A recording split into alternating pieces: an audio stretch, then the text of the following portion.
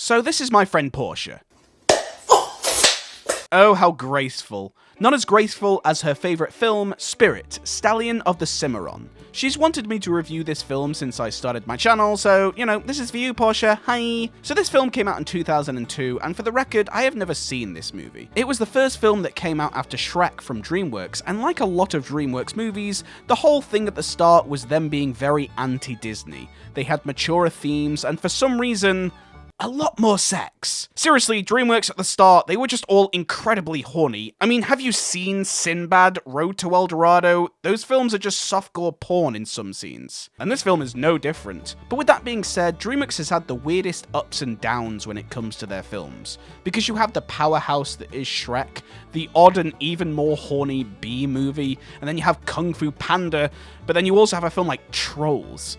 But then they gave us one of the greatest movies ever with The Wild Robot.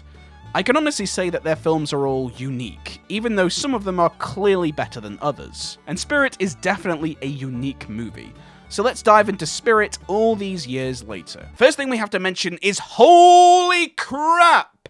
Look at these visuals! This is 2002? How does a film from 2002 look this visually stunning? To be fair, there is a few shots that look a little PlayStation 2 cutscene-y, but for the most part, this film looks absolutely gorgeous. But then we have our opening. They say the Mustang is the spirit of the West. Whether that West was won or lost... Wait a minute. Matt Damon? Matt Damon! What are you doing here? So Matt Damon narrates the whole movie, and he is our titular character. And at first, I loved that. We didn't get another talking animal movie, and presenting it in this way is actually really different for animation.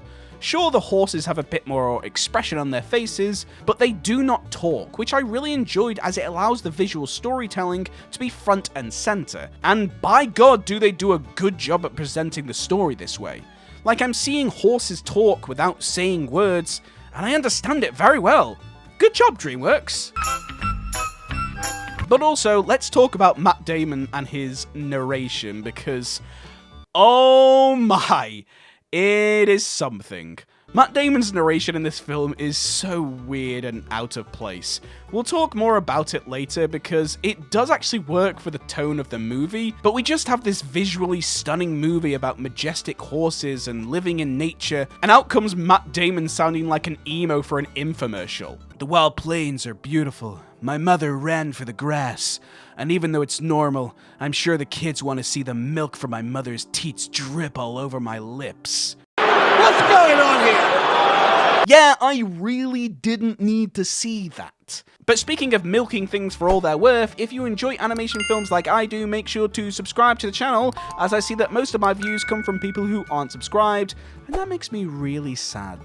But seriously, Matt Damon's narration is so modern and odd for a film with such a serious tone, and especially for a film that delves into serious topics such as animal abuse and the American Indian Wars. But then, one of the many songs sung by Bryan Adams is sung, and oh yeah, it just gets better from here. These songs are quite simply iconic. I don't think anyone told Bryan Adams that he's allowed to be subtle and have more metaphors for his songs, because they're just not subtle with their lyrics at all. I mean, the greatest sequence is the Get Off My Back sequence, which is literally Spirit saying, "Get off my back." But Hans Zimmer actually helped with these songs, and I just feel like he barely had any input because these songs are so Bryan Adams in all the sense. I felt like I was transported back to the rebellious 80s. But there are several musical montages in this movie, and DreamWorks really love doing them. And every one of these songs just fits so perfectly. I never thought I'd be cheering for a horse rebellion movie, but the soundtrack really helps, and it really slaps. Again, you would think the tone of the movie would contrast quite badly with the music. As I said, there are some dark tones, and its realistic setting of the American Indian War was such an incredibly bold choice, as it doesn't shy from being quite politically correct. But the songs and Matt Damon's emo narration work surprisingly well, as this film is not going for subtlety or sophistication. It's over the top in every sense. The bombarding narration, the soundtrack, the story.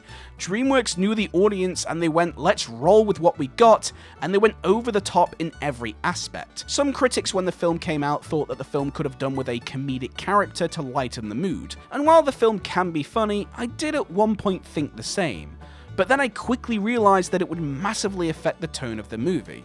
The film definitely isn't going for laughs or to be another wild animated movie for kids. While sure it's not being subtle with its themes like other amazing animated movies, it's dialing everything up to 11 and making the film's tone feel more like a mature anime movie than a simple DreamWorks kids film. This type of tone is rarely seen in animation. DreamWorks have always delved into serious themes, but the tone has always been very light and fun. Kung Fu Panda, How to Train Your Dragon to name a few, still have that light-hearted tone to make you laugh along the way and break up those little serious moments. But Spirit says to hell with that and they want every scene to be better, bold and more badass than the last. Which, by the way, for a film with just a horse is an absolute accomplishment. I imagine for anyone who is a lover of horses adore this movie, and to see their favourite animal having some well-needed spotlight is definitely going to make this film much more enjoyable for them. I then think of a film like Brother Bear, which I said in my review how Phil Collins' music is good, but his songs are almost too good for that movie, as the tone really contrasts badly.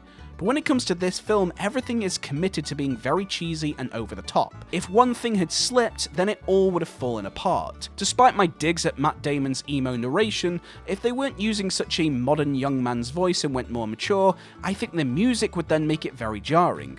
But they knew the tone of the movie and it all works out brilliantly. Obviously, if you're a lover of horses, you're going to enjoy this movie and the topics it goes into. Some of it I thought is actually quite hard to watch. I actually love horses, my mother used to ride them, but they aren't my favourite animal in the world. There's a reason I love The Good Dinosaur more than anyone else. I'm saying this because, while this movie is very good, it's obviously going to be more enjoyable for those who like horses, much like my friend Portia. But that doesn't stop the fact that considering this came out in 2002, it has breathtaking animation that even compares to modern animation films. A tone that goes all out with everything, its incredible story, its characters, and it also gave me emo Matt Damon voice, which is just the best thing ever. But it did not stop me from enjoying this movie, and it's nothing if not iconic. So after all that, I'm going to give Spirit my professional rating of 8 out of 10. And my personal rating of 7 out of 10. It's a great movie with an amazing soundtrack that, if I grew up with it, I would definitely be singing the songs today. Hey, thanks for watching. Make sure to pop your thoughts in the comment section below, and if you enjoyed this video, make sure to subscribe to the channel for more great content on all things animation, and it helps if you click one of the videos being recommended for you on screen. Make sure to follow me on all my social media platforms, and you can join the Discord group so we can chat more on there, and you can even make suggestions for future videos. Thank you for watching, and I will see you all in the next one.